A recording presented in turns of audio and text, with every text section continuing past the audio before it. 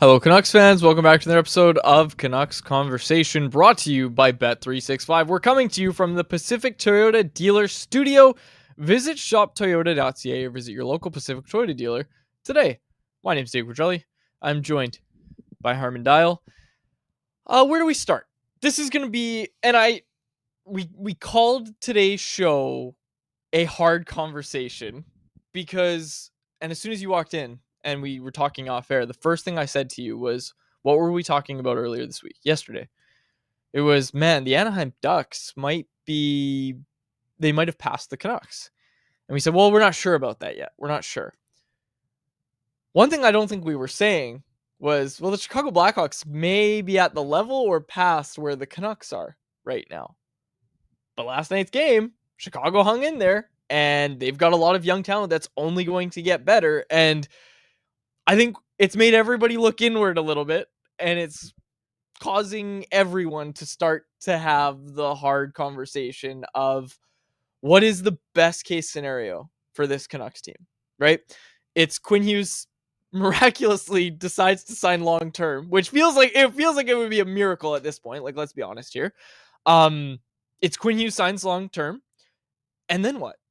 What is the best case scenario for this Canucks team?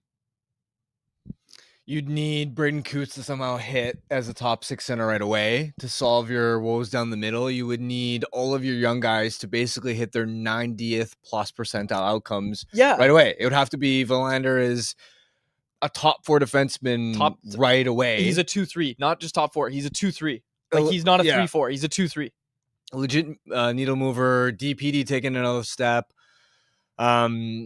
You just need a lot to go right. You would need to realistically too, if we're talking about the bar not just being the playoffs, but contending for a championship, which is what I'm trying to talk about. You would need to replicate the JT Miller trade in a way where you find a guy who is, let's say, a 40-50 point scorer and somehow miraculously becomes a star. And once you acquire him. Also, JT Miller was a winger when this team acquired him, and then he turned into like a ridiculously good center for them. Well, this team just needs elite talent in general. Yeah. Right? That's what it's missing when it comes to the top teams in the NHL. Is this team's best forward right now is Connor Garland. Mm-hmm. And that's great for Connor Garland. That is not good for the Vancouver Canucks. This team has such a shortage of offensive game breakers. And that deficit in terms of elite creators offensively up front, that's what is also arguably the hardest thing in the league to find, because fewer top players are making it to free agency because the rising cap has made it so that teams like Florida and Dallas can keep their top players.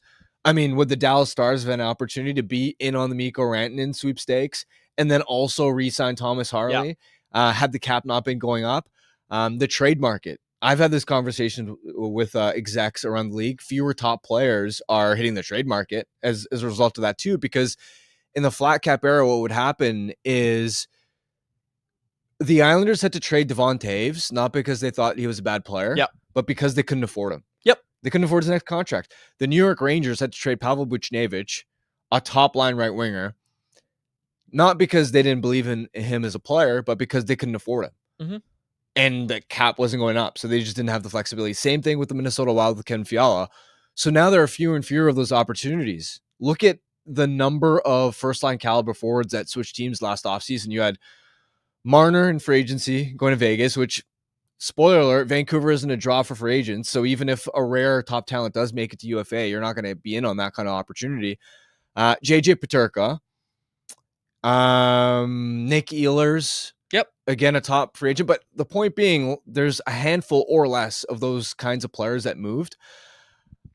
What this Canucks team needs to be championship caliber over the next 2-3 years, I don't see a realistic path. I just don't. I can see a realistic path for, all right, if things break right, can you make the playoffs? Yeah. Exactly. But is that really the bar? What we want to throw up is, this is our goal, is just making the playoffs? And I think I was just having this conversation with a reader of Canucks Army very recently, and I admitted to it because I think I'm guilty of it, is I think we too often think through the lens of, okay, well, we don't think this organization is going to rebuild, so we don't really talk about it.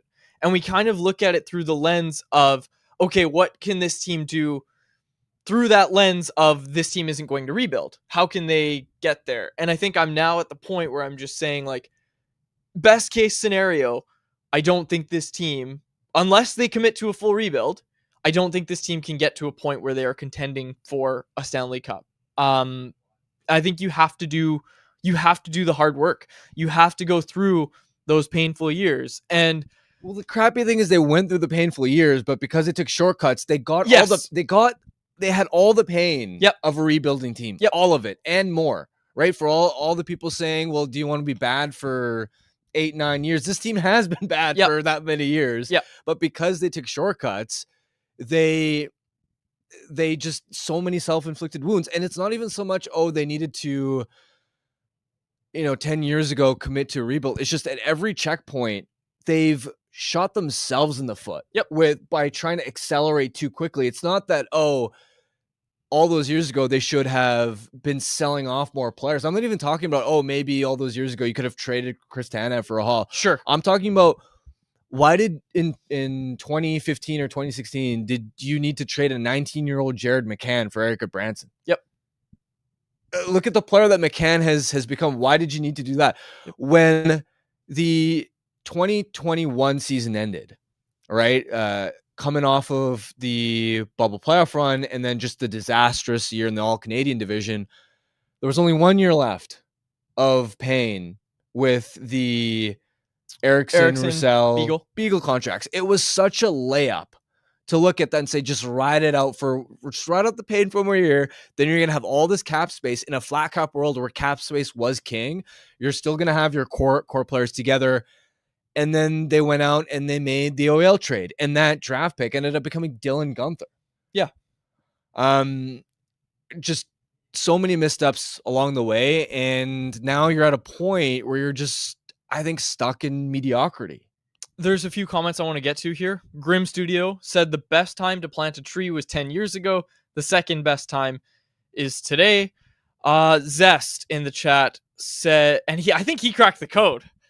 He said, a rebuild isn't a best case scenario. The best case scenario is Gavin McKenna. Hughes sees that they get Gavin McKenna and then re-signs. And again, but now this is what I'm saying is, like, these best case scenarios become more and more fantasy land the more we talk about them. Because, and this is something that that we're talking about best outcomes. I'm talking about, try not to view them through the lens of, well, they're never going to rebuild. Well, also, we shouldn't just accept that. And that's what I'm saying. And I think I've been guilty of it. I think I've been guilty of accepting that and just saying, well, we know that's not going to happen, so let's just cover the team in a way where we operate under that lens of, like, okay, well, we know they're not going to rebuild, but what can they do? And I think the answer is not build a Stanley Cup contender. And we should clarify as well, I think this early into the season, we're not sitting here saying they got to blow it up this minute. Mm-hmm. However, we clearly have a lot of concerns about this team. And I just think they're in a spot where the more it keeps trending in this direction, you're, like, at the very least, the Canucks should be in a position right now where buying is off the table. Right? For sure. That's something that should be true today. I can't sit here today and definitively say blow it up, trade Quinn Hughes. Like, it's too early for that. You have to see how the season plays out. However, I think at the bare minimum at this moment, as we sit here on November 6th, you cannot, as the Vancouver Canucks, be in on Pavel Zacha, for example. 100% agree. You are not a Pavel Zacha move away from righting the ship, and you can't take the risk of mortgaging additional future assets. You got to ride this out the way you built this roster, and if it leads you in a direction where you're headed for a bottom 10 finish in the league, well, then you're going to have to, in a couple months, you sell at the deadline. Then you have those conversations a couple months down the road. But at the bare minimum, this team, in my opinion, shouldn't be having internal conversations about what draft picks and what prospects should we be trading for whatever center we can Current get, help, yeah. because this team just hasn't proven that it deserves those reinforcements yet. Super chat from Owen Jay-Z in the chat. He said, do you think Petey misses Hoggy? Because let's not forget that down the stretch last season when Patterson was turning on, he was with Hoggy. A, yes, we've talked about that. But B, I think last night was a really good example of how badly this team misses Nils Höglander. That's a guy that can finish. Like, that's a guy that can create plays. That's he drives. I don't know. His finishing runs hot and cold. Who on the Canucks is a finisher right now? Patterson's drop passing anytime he has a chance to shoot. Well, I'm not disagreeing with that. I'm just saying Höglander isn't a finisher. He's more of a driver. Sure. Fair enough. But he can finish better than almost anyone on this current team. Maybe. Yeah, I mean, he would 100% help, but I think he would help more okay, because he's so ferocious on the forecheck. Yeah. Because he brings some similar elements to Connor Garland. He helps you control possession better. He helps you spend more time in the attacking zone. And yeah, he does have some finishing element to him, but he's not a pure efficiency driver. Yep. If that makes sense. Yep, that's fair. But I agree with you. Overall, yeah, it'd be great to throw Höglander out there with Petey. And you need his skill. You need his skill. Finishing's the wrong word. You need his skill. You need just his buzzsaw energy. Yep. And his speed, right? This team. You need Nils Höglander, who dynamic. I should also say saw him in the press box last night. No crutches, no walking boot. I didn't talk to him. I didn't ask him how close he is, but I did see he didn't have anything on his foot. All right, Owen Jay-Z also gave another super chat. He said, when the whole team is healthy outside of Forbert and Hedel, should Adam Foote put Hoggy and Lekkerimäki with Patterson and do a whole Swedish line with a bit of everything? Grit, defense, goals through? No, like Connor Garland should stay on the line because he is the best forward on this team right now. Nils Höglander and Connor Garland with Elias Patterson is great. Like you would love to see that right now. This team misses Nils Höglander. Another one. Wow, 3 super chats from Owen Jay-Z. We appreciate it. He said, was listening to the post-game show on 650 and someone called in saying they need a player who thinks similar to Petey. Gave examples of Toffoli and Chason. I don't know. Do you want to entertain this conversation? I don't. I think we're... First of all, I mean, we Garland... just said you're not buying. Yeah. You can't go out and trade for someone and be like, this will fix it. You can't do that right And now. I don't know that there's a guy who you can acquire that's going to fix PD.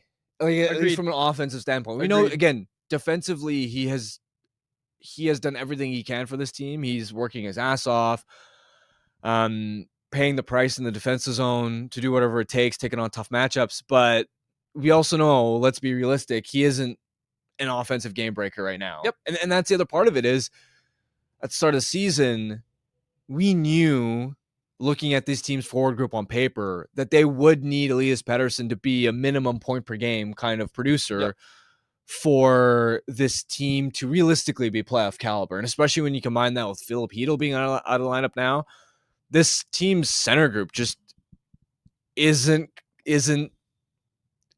a serious playoff contender, doesn't have this center depth as it's constructed right now. All right, if you want to make sure your question or comment gets the show, hit us with a super chat. Proceeds from our super chat go to the BC Mental Health Foundation, changing the face of mental health and addiction by supporting breakthroughs in care, research, and public understanding and knowledge exchange. We got another one as I was reading that.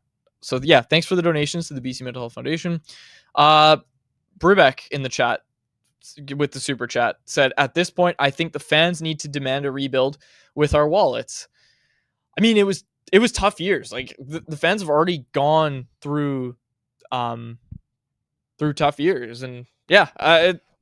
Also, I can't get over the national media in the Jim Benning years gaslighting this market into saying, "Oh, the fans wouldn't accept a rebuild." Yeah. Like this market is smart enough to understand hope and see light at the end of the tunnel. Yeah, because what you don't want is apathy. Yeah, I was just about to say that. And yeah, like you're gonna see that this year for sure. If this continues, you're gonna see you're gonna see apathy, unfortunately. Well, shifting to last night's game a little bit and some of the concerns around the team this year.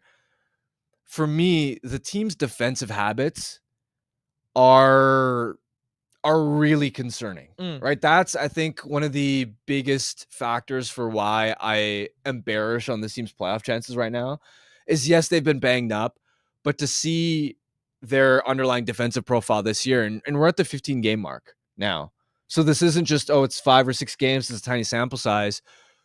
First, looking at the public metrics, at 5-on-5, they rank 27th in terms of surrendering shots against at 5-on-5, 26th in terms of their expected goals against rate at 5-on-5. And the proprietary stuff that teams look at, the Sport Logic, the ClearSight analytics data, some of that is even worse, right? So Sport Logic, I had a chance to look at this. They're all situations, expected goals against rate, has the Canucks as the worst team in the league defensively right now, 15 games into the season.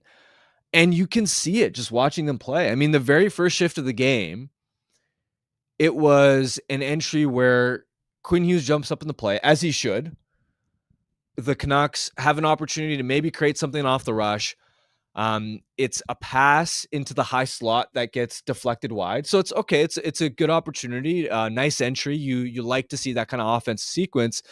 But then what happens is the puck goes to the right corner.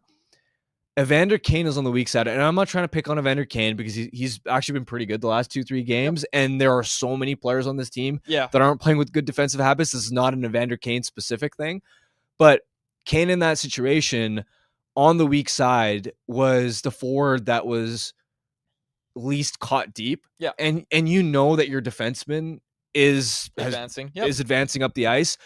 In that spot, you should know as a third forward that you got to cover for your defenseman. And Kane, as the high slot tip goes wide and the Hawks are trying to recover that puck, instead of immediately moving into the middle to cover for that, he just stays and watches the play unfold. And then by the time the Hawks recover the puck, it becomes a mini 2-on-1. Bedard makes a pass across to Burakovsky on that weak side where a forward should have been there to cover for Quinn. And Burakovsky, the Canucks caught a break there because he missed Bedard's pass. Yep. But otherwise, that's a partial breakaway 30 seconds into the game. And we saw that in the first period, just a number of catastrophic breakdowns. And then in the third period, just a couple of backdoor tap-ins, their net front coverage, they just seem very loose. They're running around. Like no one's on the same page. It's not just one issue for them defensively right now. They've just lost, I think, a lot of the staples and identity that they had developed under Rick Tocchet. And I think that is part of the reason why, like, especially if you run into a point where the goaltending falls off, which that Demko, by the way, last couple of starts hasn't been as sharp, hasn't been Superman. Mm-hmm. And if your finishing efficiency, shooting wise, continues dipping, like the floor on this team might be lower than we thought. I think last night was a sign of what that floor can look like. Like, you like their second period, but this is the Chicago Blackhawks we're talking about in town. A couple comments I want to get to. Zest said, starting the season, everyone expected this team to be really good defensively, but struggling to score goals while being really good defensively. But we didn't see them being this bad on both sides of the ice. Warwick commented on our outfits, said, you look like two tech bros trying to get me to invest in your AI tech company. Invest in our rebuild proposal. Invest in our rebuild proposal. Yes. Yes. Okay, is there anything else in the chat? Like, we're going to get to anyone else, which for those, we actually have a lot of people watching today. For those that are new, anyone else is our segment where we go to the chat and we want to hear from you. We want to answer your questions. We want to hear your comments. We want to interact with you during anyone else. We're going to play Family Feud in a matter of moments here. Now, again, before we completely write this team off, the one thing that could still save them is if Quinn Hughes becomes Superman. Okay, so Quinn Hughes, let's talk about him. 1 5-on-5 point so far this season. People were turning on Quinn Hughes last night. Like, I saw it. People were turning on Quinn Hughes last night. They've been outscored 11-8 with him on the ice at 5-on-5 this season. They've been outshot. They've been outchanced. Which is crazy. Now, he's still playing like a top pair workhorse, but the bar that he'd set for himself was Norris Trophy winner, can single-handedly put a team on his back. Yep. And this isn't to blame Quinn or point the finger at him because, by any means. Yeah, of course. He's the only elite player on this team, but he has been a disappointment through these 15 games and even just defensively as well. I mean, the Nashville game, the Philip Forsberg goal was caught pinching in the neutral zone and then was slow to recover on the back Yep. check, led to the goal against. Mikheyev's goal last night started with a Quinn Hughes failed exit. That's when I look at this roster, there aren't a lot of players that I can look at and say, this guy can play. This guy has so much more to give. And that's a way for the team to have more success moving forward. Yep. Quinn's the only guy that I look at and go, if at some point he reverts back into being the elite version of himself that we saw the last couple of years, then things could look a lot different. Now, it doesn't change the conversation around this team's ceiling and whether they actually have a window to win anything meaningful. But at least as far as the playoff race is concerned, and this guy falling down and looking ahead at the schedule, the next couple of weeks, the gauntlet of contenders they're facing, that's the only out that they have right now is Quinn being Superman and Thatcher Demko continuing to give them elite goaltending. And we're not even talking about Elias Patterson. I'll be honest, until I see him skating like he was 3 years ago or even 2 years ago, I just don't think he's going to be that offensive game breaker. Noah VCR in the chat with a $10 super chat said, what do we truly think happened to EP40? It looks like he's skating in mud. What other player has had this big of a drop off? Is there a real answer on what to do with him or how to help him? Well, I asked PD point blank at last season's end of media availabilities. He didn't have any theories. And cited the numbers too with the NHL Edge data, and he said he wasn't sure. Just point blank. So again, I think this is a foot speed thing. When he was at his best, when he was a 100-point player or even a point per game player, he wasn't Nathan McKinnon or Connor McDavid, obviously, but he could pick up steam and just fly through the neutral zone and create a lot of rush offense. I mean, look at all the plays that he and Kuzmenko would connect on in that year where Kuzmenko scored 39 goals. A lot of it was off the rush. And right now, I just don't see a player that is moving quickly enough. His micro stats last year for shots off the rush and controlled entries had fallen off a cliff. And we don't have the data for that yet this year, especially at a sample size that would be meaningful enough. But just watching him play, I don't think that's changed compared to last year. Yep. Dangle Snipe Fails on Instagram in the chat said, I've been watching since I was 6 and I'm 25 now. First time I've mentally checked out from this team, and I lived through the days of Megna and Chaput. We were talking about that earlier, that like there's been there's been hard times in this market during that retool. Like, I mean, I don't know, man. Like, there were years where they like publicly, like ownership and management were like, well, we really like our young players and we're gonna commit and we have to stick with our process and our timeline and everything. But you're right, it was always a shortcut here and there, and always like one toe in the rebuild pool, bad analogy, and then all your other toes in the, you know what I'm saying? Yeah. Right? Like you know what I'm saying? One foot out the door. They're trying to do both at the same time. Exactly. They were. And it didn't work. And also it stretches so much deeper because, all right, the team's biggest issue is its center depth right now. Yeah. Right? You have Patterson, who on one day he's a second line center, and on another day he might be a low end 1C. Anyway, at least he's a top 6 center. Yeah. Why then you retrace the steps? Okay, well, why does this team have center issues when they previously had JT Miller and Bo Horvat? Well, okay, they moved those guys because they wanted to address some of the holes they had on the back end. Yeah. Right? So that's why JT Miller, the first round pick from that trade, indirectly became Marcus Pettersson. For Bo Horvat, the first round pick in that Isles trade indirectly became Philip Hronek. Well, if you had accumulated draft picks when you were rebuilding and drafted and developed maybe a single defenseman outside of Quinn Hughes, then maybe you wouldn't have been in this spot. And if you had other young D coming, then you wouldn't have had to trade Horvat and Miller to address back end needs. And I get it, right? The Miller conversation was more, all right, he doesn't work with with PD, but they still had to use that first round pick instead of trading that for a forward and not even a center, just an elite scoring winger. they had to invest it on the back end. And again, if you had just done it properly the first time, then you would have perhaps been able to keep those assets down the middle and actually had a proper team rather than robbing from your center depth to pay for your back end woes. I'm going to give you two theories to close out this conversation before we start Family Feud, because we need to have some fun today.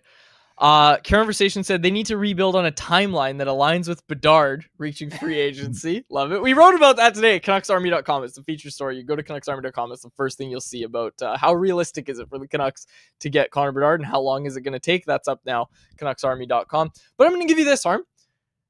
People brought this up in our chat recently. We never read it on air. And I want to at least put it out there. Is there a world in the current landscape of the NHL where the cap is going up, there's not many trades happening, teams are hanging on to their guys?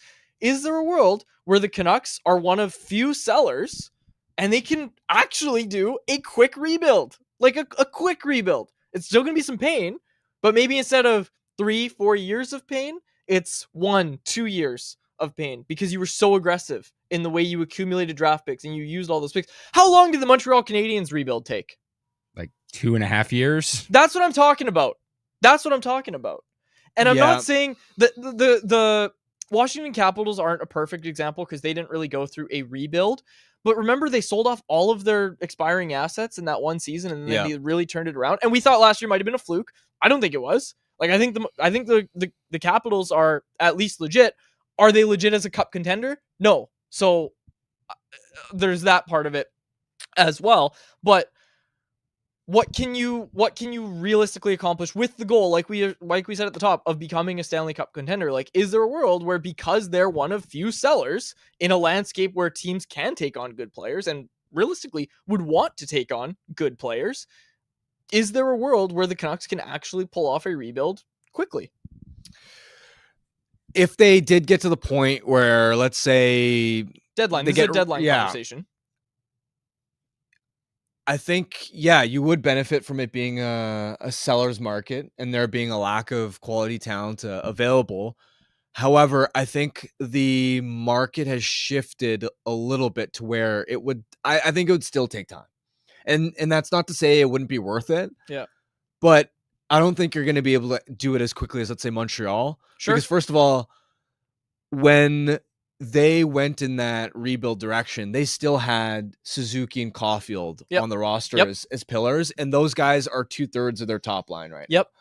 Whereas when you look at this Canucks team, if you get to a point where you approach the deadline, you don't have confidence Quinn is going to stay, you head in the direction of rebuild, you don't have your equivalent of Suzuki and Caulfield as stars, right? You have some young players in the system, but let's be honest, you don't have top of the lineup core pieces in place. So that's one difference. And then also I think some of the dynamics are different in the sense that the Habs, for example, because teams at that time had to pay a lot of money to get rid of bad contracts, they took on Sean Monahan and received a first round pick, rehabilitated his value, and then traded him for another first round pick. So they got 2 first round picks out of thin air, essentially.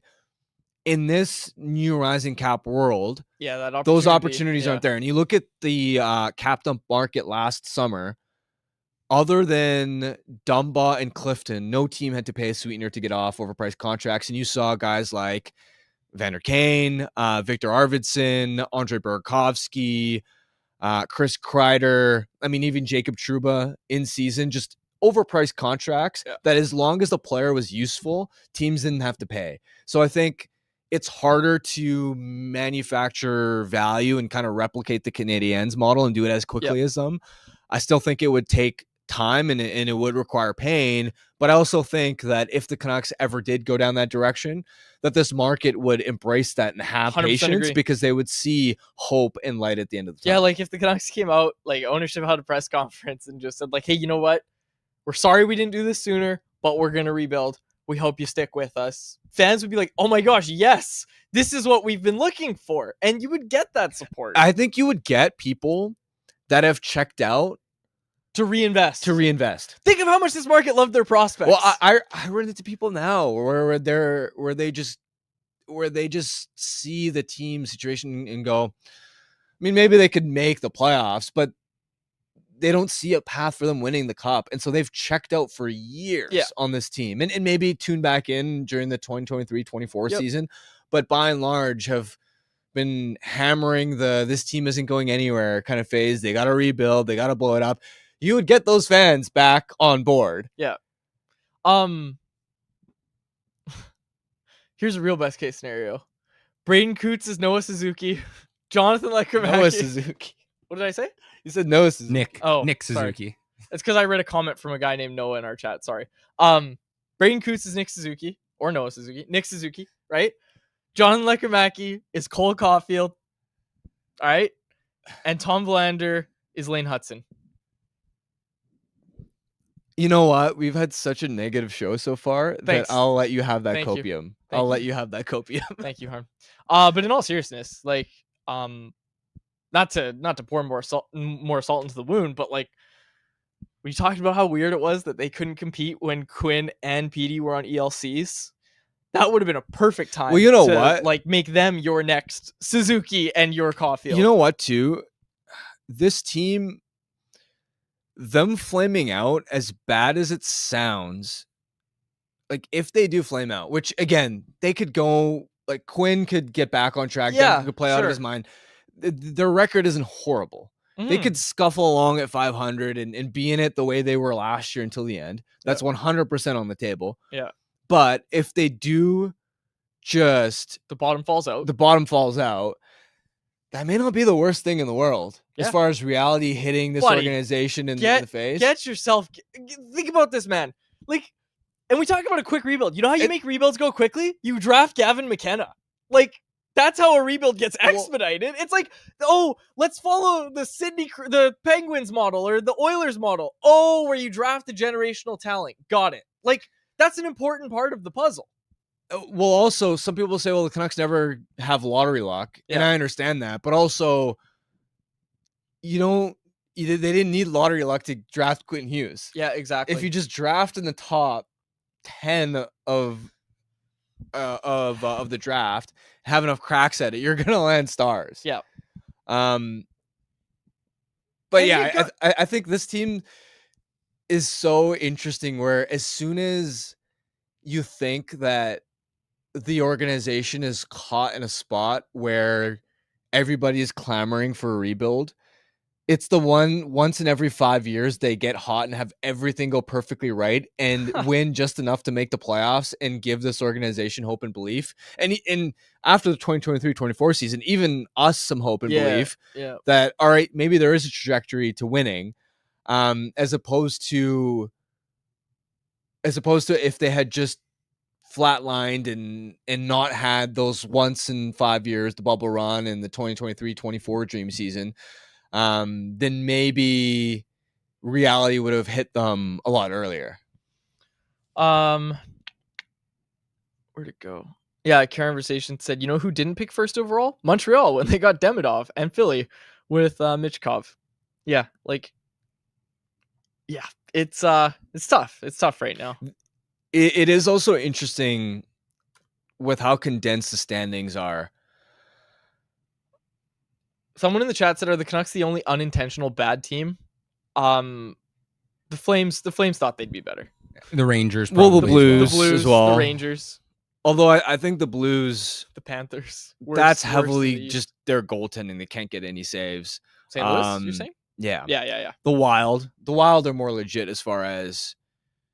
Man, they were expecting to be good this year, and they've had a lot of defensive woes. So there are some teams. I need you to respond to this one. It's from Pickle Rick, who's a regular listener to the show. Thank you for your contribution. He said, F the draft, make the right trades like Florida. That's a very big oversimplification of how the Florida Panthers were built. Yeah, and also what they did. I don't know. It's not something you can replicate. Yeah. Right? You can't replicate getting Gustav Forsling off waivers. Or Verhaeghe. You just need another pandemic. All you need is another pandemic, and then every NHL team says, no, we're not spending any money. And then Florida, you just need, okay, here's what you really need. You need the province of BC to come out and say, you know what? We don't think the pandemic exists right now, like Florida did. And then they were still operating and they still had fans in them. Perfect. Yeah, and they also spent a lot of time drafting high. Yes, exactly. And how they got Matthew Tkachuk? Well, they traded Huberdeau, who was coming off 115 point season. Yeah, who's that guy? As a super high draft pick. Well, and maybe that's what this person's saying is when you trade Quinn Hughes, trade him for win now pieces and build yourself a team. We brought up Jared Goff last week, remember? I don't remember having the Jared Goff conversation. Well, we were talking about when that might have been with Stafford was traded. Remember? We had this conversation. Matthew Stafford was traded for Jared Goff and a bunch of other players, and then Detroit got a team, even though they traded the best player in the draft in the trade. Right? Quads, I'm pretty sure that was with Irf. Oh, which is why Harmon doesn't remember it because it was when we had we Irf. did have the conversation last week. Yes, we did have that conversation. Yeah. Conversation. We need to lobby David Eby to introduce reverse jock tax where we just don't tax pro athletes. Great idea. David Eby, come save the Canucks. All right. Yeah, and like Pickle Rick saying like, so Florida just lucked out 6 times. No, it was just, and what I was saying about the pandemic is that there was a lot of extenuating circumstances of like, if Carter Verhaeghe hit waivers in any other year, there would have been more claims. Well, he was a free agent signing at a time when other teams weren't spending. Yes, exactly. And that is only because Florida still had also revenue they coming pulled in. off in Sam Bennett arguably the best reclamation project trade of the last 5 years. Yes. Like they've been master class trades that I don't have faith that you can pull off again. Mm-hmm. Right? It's like saying just do the JT Miller trade again. Yeah. Well, I mean, how often do those kinds of home runs actually become available? Yeah. 100%. All right. Anything else you wanted to get into? We just had so much fun so far. Yeah, I feel yeah, let's just move on to Family Feud. We'll have some Let's fun. do it. Let's have some fun. We'll have some fun. Yeah. Let's do it. Technical producer Jacob Lazar, take it away. We have some ad reads to catch up. Oh on yeah, first, sorry. Quads. Got a little distracted. All right. This segment is brought to you by Greta, a great spot for all games, both home and away. You can skip the line and not pay cover on game nights if you're wearing the home team's gear. And of course, there's also the game day specials at Greta, including $3.33 off select food items, $3.33 on select drinks, and more. The arcade, bar, and street food menu make Greta your spot to watch the big game. All right, now let's get to Family Feud.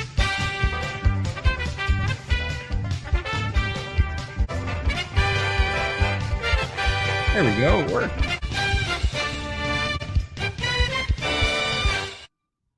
All right, so we're in studio for Family Feud. I was able to get a second camera set up so we keep the face cam going. You guys lost last week. It was the first loss of the season, dropping you guys to 7-1. I think you'll bounce back. Pretty easy survey this week, I must say. So, Harm, you're going first? Yep. All right, Quads, head on out of here. Can you pump your speaker up a little bit? I sure can.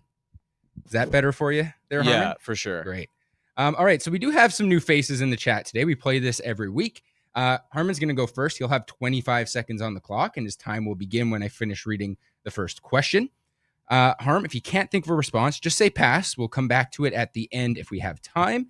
I'm stalling because I forgot to line up our timers here. So just give me 2 seconds. There we go.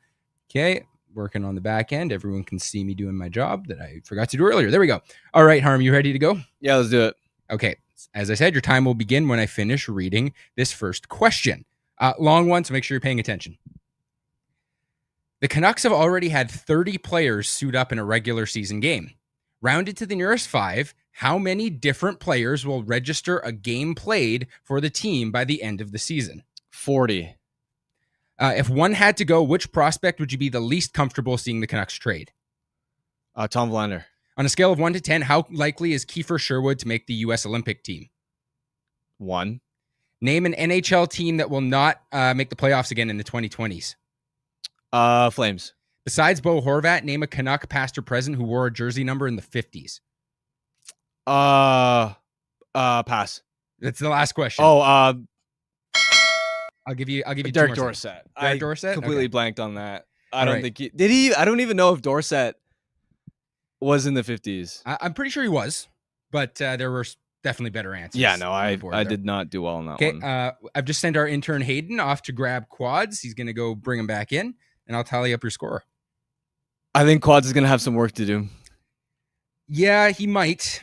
We'll see. I have to click away while he's walking past, so he can't cheat and look at my screen. I'm cheating. How'd it go? I don't think that well, to be honest. Oh, no. I don't think that well. What happened? I mean, the last one I probably got like 1 or 2 points max on that one. Oh boy. Okay. Yeah, just not that sharp today. All I don't right, think. no worries, I no worries. probably under 100 points. Yeah, that's okay. It's like the So- Canucks. Be prepped. Yeah.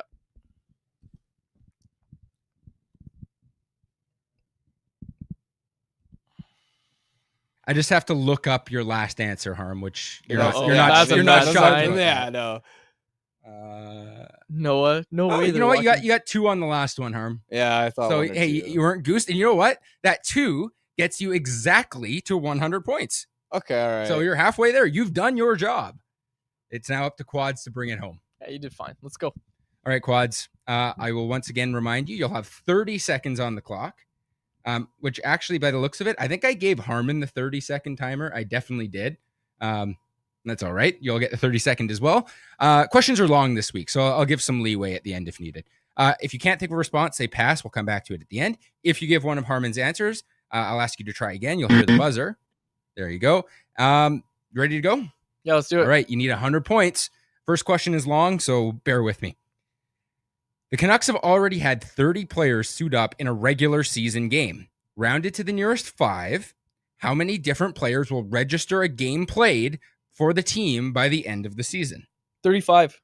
If one had to go, which prospect would you be the least comfortable seeing the Canucks trade? Verlander. Try again. Lecker-Mackey. On a scale of 1 to 10, how likely is Kiefer Sherwood to make the U.S. Olympic team? 2. Name an NHL team that will not make the playoffs again in the 2020s. The Flames. Try again. LA. Besides Bo Horvat, name a Canuck past or present who wore a jersey number in the 50s. I'll give you the chance to answer the question because I think you're going to lose regardless. So Yeah, I literally can't come up with an a answer. jersey right now. number in the 50s, past or present. Yeah, no. Pass. There's 3 on the team currently. Oh, okay, Bluger. I didn't hear the present part. That There you was go. tougher. Wow, you said that was an easy one. That was tough. Well, based on the points, I mean, it was that a are fair available, survey. It was a fair survey. You guys, We just I didn't should have perform said that well. Coots instead of Lecker-Mackey. yeah, that cost that's us. we'll get to that. That's Coots the is big the one. miss. That's the big miss. All right, first question. So you guys got the number 1 and 2 answers. 35 is the number 1 answer, worth 34 points. 40 was the number 2 answer, worth 31 points. So good start there. If one had to go, which prospect would you be least comfortable trading? Willander was number 2. Coots number 1. Coots is number 1, 33 Forgot points. about him. Lecker-Mackey forgot. only 6 points. Yeah. He was number 6 answer behind DPD, Medvedev, and Kudryavtsev. Kudryavtsev is Kudryavtsev ahead of getting more. That's That's crazy. crazy. People. By 1. He's won. What he was 1 Coots? point What ahead. was Coots worth? 33 points. All right. Okay, we lost. Let's go. Next segment is anyone else. It's brought to you. Okay. On a scale of 1 to 10, how likely is Kiefer Sherwood to make the U.S. Olympic team? You guys got the number 1 and number 3 answers with 1 and 2. Few people gave him like a 5, a 6, and a 7. So yeah, this again, you got to keep in mind when the survey came out. It was right after his hat trick, right? Like, you Is know, 0 the number 1 answer? no. Well, 1 was the number 1. It was a scale of 1 to 10. And what was number 2? Number 2 was the number 2 answer was 3. The number 3 answer was 2. Okay. So Quads, you got 19 points there for your number 2 answer. It was all very close though. It was 21, 2019. So very, very close. You guys are up now to 159. You only need 41 points, Quads. With how many answers to go? 2 answers to go. Okay. And with 0 points the Yeah, last didn't- one. Well, no, didn't okay. like any of Well, them. we'll see. Because you did answer Teddy Bluger for the last one. Yeah, okay. After some time, we might, if it comes down to it, we might have to ask the audience if we're going to give you that answer. Remember Anyways, when I said, "Oh, we're gonna have some fun"? No one's having fun. No one's having fun. a team that will not make the playoffs again in the 2020s, the Kings, I actually have to look them up. Ooh, yeah, I no thought that was a points. pretty good answer, actually. No, No. Buffalo was number 1. Oh, yeah. Calgary number 2. That was Harm's answer, and Quads obviously went there first. Nashville number 3. Vancouver number 4. I was tempted to say Vancouver. Yeah. A few people said Vancouver. Some other people also said like San Jose. If you watch Macklin Celebrini, I don't think that guy's missing the playoffs 5 more years. Yeah. That that team's going to be pretty good in short order. All right. Well, you guys need 41 points, so it is definitely a loss now. I can tell you that confidently. We will give you the points for Teddy Bluger. He was the number 3 answer. Number 1 answer was Tyler Myers. Oh, and your guys' camera battery has died. So we're gonna. I did that on purpose. we're gonna get that fixed here shortly. But yeah, you guys got up to 172 points. Damn, was our performance really that bad that the camera decided to die on us? Yeah. Camera wants to quit. Does Canucks Convo need a rebuild? Enough about the Canucks. Do we need to rebuild after that loss? Wow, the timing of that couldn't have been more poetic. That was really funny. Mike Cornell in the chat says, losing streak, fire the hosts and rebuild. Oh, I love it. I think that was we're gonna have to attach assets to get rid of Quads though. That was a really bad Family Feud story for me. Honestly, my head wasn't in it today. Like I literally couldn't come up with a play that started with 50. Knew we were gonna lose, and I was like, pass. Yeah, I don't want to answer. Completely blanked on that too. So yeah, Family Feud is definitely easier to play from home. 100%, it's easier to play from home. There's so much noise going on. There's street noise behind us in the studio. I want to go home. Is what I'm saying. Okay, let's get to anyone else, which is presentation. This blank screen. Oh, it's back now. But I was gonna say that's Jacob's the best on the we've case. Jacob's on the case. Let's get to anyone else, which is presented. People in the chat being like, "Screen is blank." Yeah, we know. Thank you. Anyone else is presented by Pacific Toyota Dealers and the Toyota Prius plug-in hybrid, a no-compromise approach to electric vehicles that offers the best of both worlds. Drive up to 72 kilometers on the battery alone, then seamlessly transition from electric mode to the gas engine for a combined range of 962 kilometers. There's no sacrifices when it comes to horsepower or style with its sleek, low, and wide exterior and sophisticated interior. It's loaded with tech that's actually easy to use. Plug in to recharge at home or at one of the over 2,000 public charging stations in BC alone. And now you can lease a 2025 Prius plug-in hybrid SE from $99 weekly at 3.49% APR for 64 months with $3,600 down, and it includes a $3,000 discount. Visit shoptoyota.ca or your local Pacific Toyota dealer today. Calvin, I was joking. Thank you for pointing out the camera's off. It's okay. It's all good. Yeah, let's get to some stuff from the chat. Warwick in the chat said Quads for a 2067 6th round pick. No, I mean your contract's too true. too bloated. We're gonna have to be paying someone to take it on. Yeah, that's true. Retain. Can't use a retention spot on that. No, can't retain. Yep. Is there actually anyone else's in here? Okay. Lots in our private chat if you scroll up from early in the show. Okay, here we go. Here's a good one, actually. Free Petey, EP40 fan. What we saw last night was what fans, myself included, wanted. High-octane end-to-end rushes, but what it exposed is just how bad this forward group is. Well, and this is where when it comes to the practical adjustments this team needs to make, right? We can have the bigger picture conversations about retool, rebuild, whatever. If you're Adam Foote and you're trying to diagnose how do you help the Canucks over this next stretch of hockey, you can't play track meet style hockey right now. Mm-hmm. Just opening things up, and this is part of this is a conversation we had when everybody's pointing the finger at Rick Tocchet.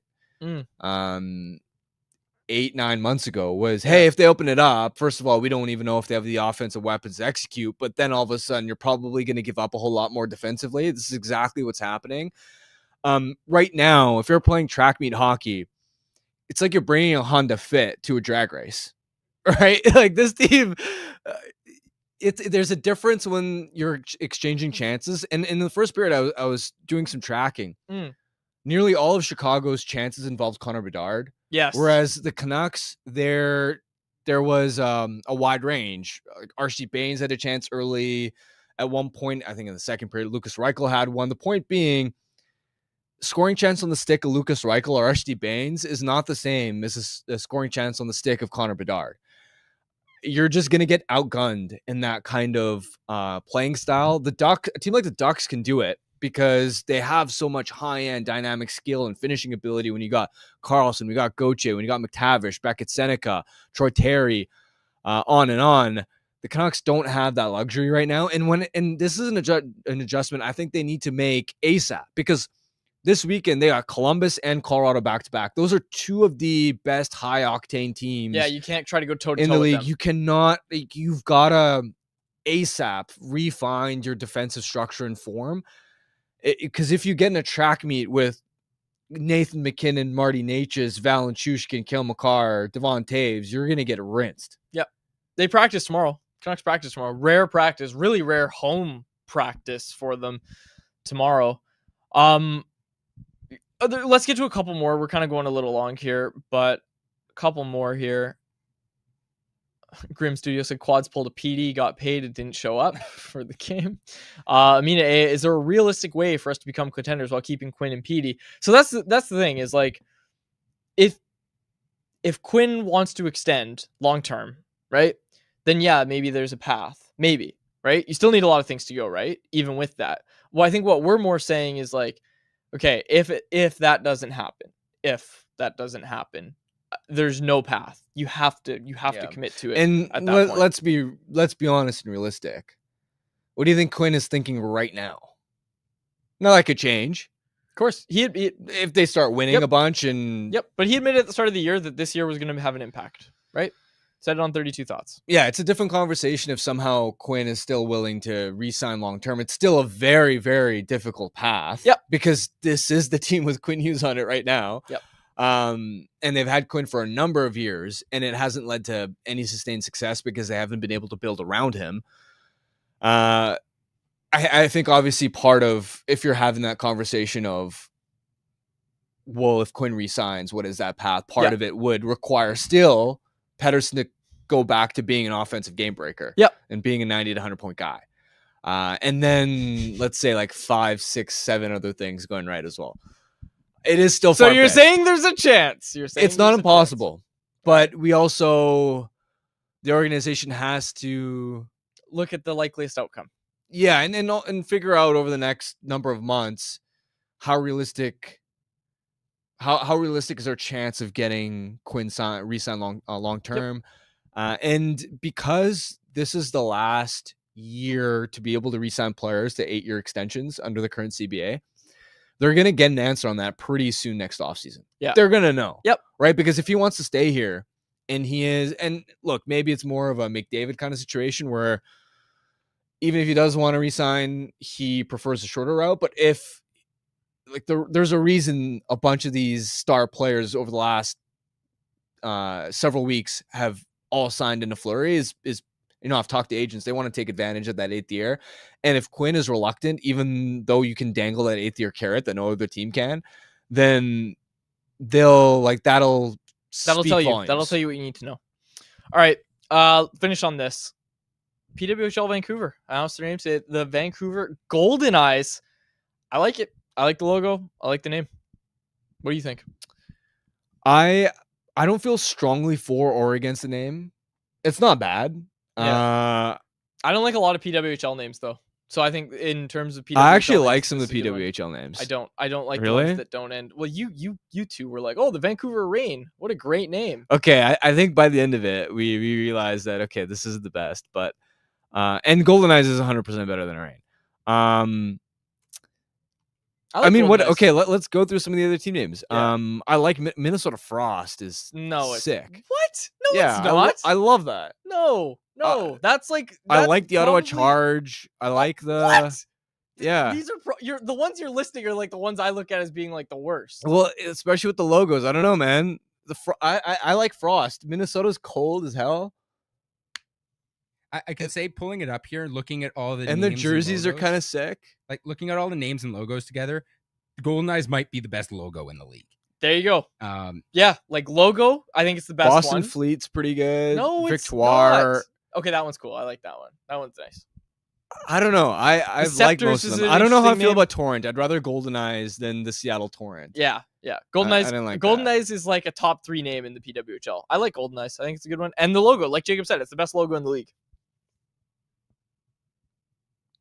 I like the Victoire one better, but That's fair. The Victoire logo is pretty damn cool. Like, there's nothing. I have nothing against the name or the logo. Yeah. All right. Cool. I don't think we have anything else. Let's get to Bet365. Bit of a sad show today. We'll try to bring some energy, some positivity tomorrow. Are you going to practice tomorrow? TBD. I may be on the PDO cast tomorrow with Dimitri. So Gotcha. All right. Let's go to the NHL slate. I don't remember what I took yesterday, but tonight we are taking. Ooh, yeah. No, we're not. Yeah, we are. We're taking the St. Louis Blues, who are on the road. They played last night. They're taking on the Buffalo Sabres. The Sabres are at home. They're favorites, pretty heavy favorites, I'd say. So the underdogs, the St. Louis Blues at plus 120. That is what we're taking. That is our bet of the day. It's never ordinary at Bet365. Download the app and get in on the game. Use the code NATION at Bet365. Must be 19 plus to play. If you choose to play, please play responsibly. All right. We will close it out there. For my co-host Harmon Dial, our tech producer Jacob Lazar, my name is Dave Bergelli. Thanks so much for the episode of Canucks Conversation. Canucks Conversation is live Monday through Friday, every weekday at 2 p.m. over on the Canucks Army YouTube channel. Make sure you like, subscribe, and interact in the YouTube live chat every day with us, folks.